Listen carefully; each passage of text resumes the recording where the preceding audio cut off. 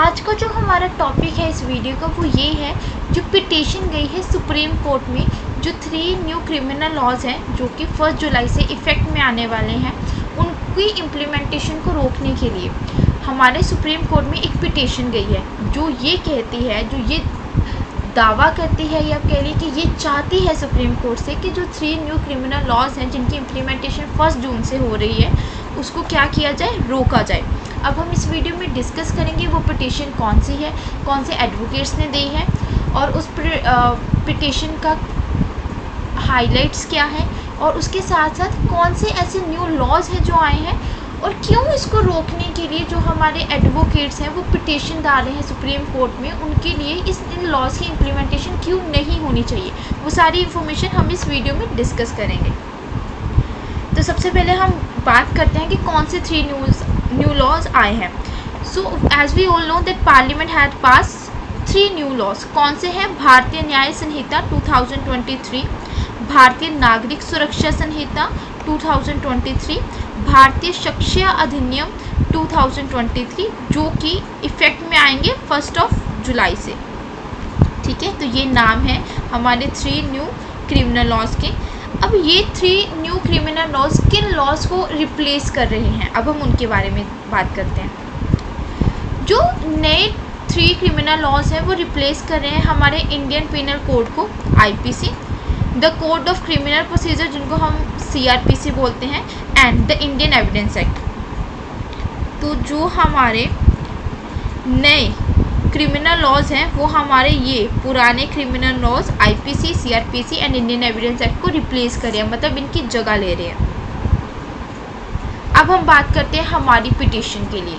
अब petition was moved in supreme court on Thursday seeking stay on the implementation and the operation of 3 new criminal law. एक petition गई है supreme court में जो कि क्या कह रही है, जो चाहती है कि implementation and operation in 3 new criminal laws के ऊपर स्टे लगा दी जाए। अब ये बात करते हैं ये पिटीशन किस किस ने दी है। The writ petition filed by Anjali Patel, Chhaya Mishra, represented by advocates Sanjay Malhotra and Kunwar Siddharth, I guess Siddharth और सिद्धार्थ। ठीक है, तो पिटीशन सुप्रीम कोर्ट में गई है इस थर्सडे, जो चाहते हैं कि जो इम्प्लीमेंटेशन है इन 3 क्रिमिनल लॉज का वो रोका जाए। और जो रिट पिटीशन है वो अंजलि पटेल, छाया मिश्रा ने डाली है, जो रिप्रेजेंट कर रहे हैं कौन से advocate, Sanjeev Malhotra and Kunwar Siddharth. They has urged the court to constitute an expert committee immediately to assess viability of the 3 new criminal laws. They are replacing all criminal laws. अब इनका ये कहना है, इनकी ये डिमांड है कोर्ट से कि कोर्ट एक एक्सपर्ट कमेटी बनाए जो कि ये जो 3 न्यू क्रिमिनल लॉज हैं, ठीक है, जो हमारे ओल्ड क्रिमिनल लॉज को रिप्लेस कर रहे हैं, उसकी वेलिबिलिटी को ध्यान से देखें और उसके ऊपर क्लोज बाय क्लोज डिस्कशन करेंगे। एक ऐसी कमेटी बनाई जाए जो क्या करे, एग्जामिन करे हमारे 3 न्यू क्रिमिनल लॉज को, जो हमारे पुराने क्रिमिनल लॉज को रिप्लेस कर रही है।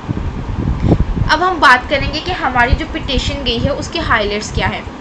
Plea highlighted that 3 laws were passed without detailed debate or effective decision. अब जो हमारे पिटिशनर्स हैं ना, उनका ये कहना है कि ये जो न्यू 3 लॉज आए हैं ना, ये जब पार्लियामेंट में ये पास किए गए ना, तो इसके ऊपर प्रॉपर डिटेल्ड डिबेट नहीं हुई है, ना ही कोई प्रॉपर डिस्कशन हुआ है। अब उसका रीज़न क्या है? उसका रीज़न ये देते हैं कि जिस टाइम पे इन लॉज की डिस्कशन हो रही थी पार्लियामेंट में, उस टाइम पे ऑपोजिशन के काफ़ी सारे मेंबर्स जो है सस्पेंड थे। हमें पता है कि पार्लियामेंट में ऑपोजिशन पार्टी भी होती है, रूलिंग पार्टी भी होती है, और जो भी बिल आता है उसके ऊपर एक प्रॉपर डिस्कशन होती है। अब डिस्कशन प्रॉपर करने का रीज़न क्या है कि वो लॉज अच्छे से इम्प्लीमेंट होंगे, क्योंकि लोगों के रिप्रेजेंटेटिव होते हैं पार्लियामेंट में और हर एक रिप्रेजेंटेटिव अपना अपना एक पॉइंट ऑफ व्यू रखता है, उसके ऊपर डिबेट करता है। अब ये जो हमारी पिटिशनर्स हैं, इनका कहना है कि डिटेल डिबेट हुई ही नहीं है, डिस्कशन हुई नहीं है इन 3 न्यू लॉज को पास करने के टाइम पे, क्योंकि ऑपोजिशन के काफ़ी सारे जो मेंबर्स थे वो क्या थे, सस्पेंडेड थे पार्लियामेंट में। The passing of bills was irregular as there was a very little people participation in the passage of bill. उनका ये कहना है कि जब बिल पास कर रहे थे उसमें लोगों की पार्टिसिपेशन, जो लोगों के द्वारा चुने गए उम्मीदवार थे, उनकी पार्टिसिपेशन थी ही नहीं।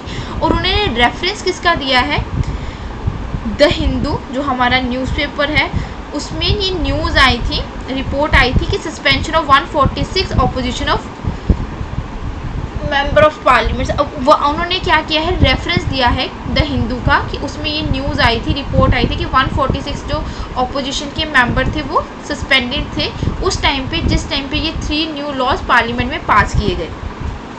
तो देखा जाए तो एकदम वैलिड पॉइंट दिया है उन्होंने इस चीज़ पे। आगे चलते हैं।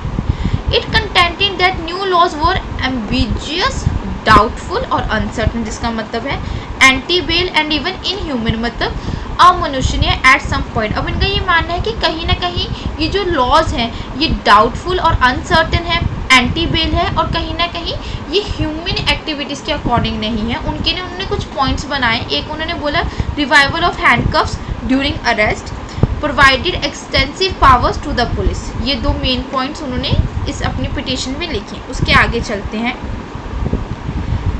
अब उन्होंने क्लॉज बाय क्लॉज ना उन्होंने एक एक करके ना तीनों के जो डिफेक्ट्स थे ना, जो उनके अकॉर्डिंग, जो एडवोकेट्स ने पिटीशन डाली उनके अकॉर्डिंग जो डिफेक्ट्स थे उन्होंने यहाँ पे अपनी पिटीशन में ये लिखे हैं। अब हम उसको डिस्कस करते हैं। उनका ये कहना है the Bharatiya Nyaya Sanhita which replace the IPC, मतलब भारतीय न्याय संहिता जो हमारे इंडियन पेनल कोड को रिप्लेस करी है, does not define the term such as gang and mobile organised crime groups. उनका कहना है कि इसमें प्रॉपरली डिस्क्राइब ही नहीं किया गया, डिफाइन ही नहीं किया गया गैंग और मोबाइल ऑर्गेनाइज्ड क्राइम ग्रुप्स का, कि उनको किस डेफिनेशन में प्रॉपरली इफेक्ट में है ही नहीं है वो चीज़। ये हमारे पिटिशनर्स का कहना है। उसके बाद उन्होंने कहा है द भारतीय नागरिक सुरक्षा संहिता जो कि रिप्लेस करी है हमारे CRPC को, ये अलाउ करती है 15 days of police custody either to be taken all at once or in staggered manner, मतलब बीच बीच में थोड़ा थोड़ा।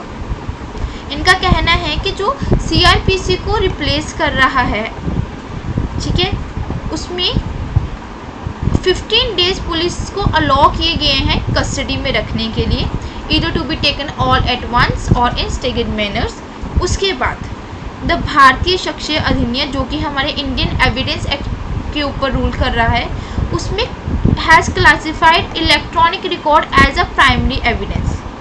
अब हमारी पिटिशनर का जो थर्ड जो लास्ट पॉइंट वो बता रहे हैं, वो कहते हैं कि जो भारतीय शख्सिय अधिनियम है जो हमारे इंडियन एविडेंस एक्ट को टेक ओवर कर रहा है, उसमें ये कहा गया है कि इलेक्ट्रॉनिक रिकॉर्ड्स हैं जो उसको एज अ प्राइमरी एविडेंस माना गया, जबकि हमारे इंडियन एविडेंस एक्ट में ऐसा कोई क्लॉज था नहीं।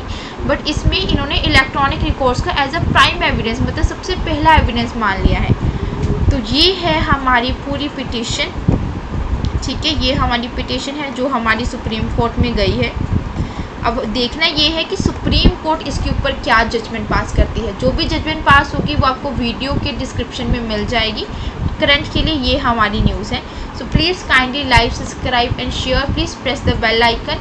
हम आगे जो सीरीज़ पोस्ट करने वाले हैं वो हमारे MCQs related to our CLAT, ALET, SLAT के ऊपर होगी।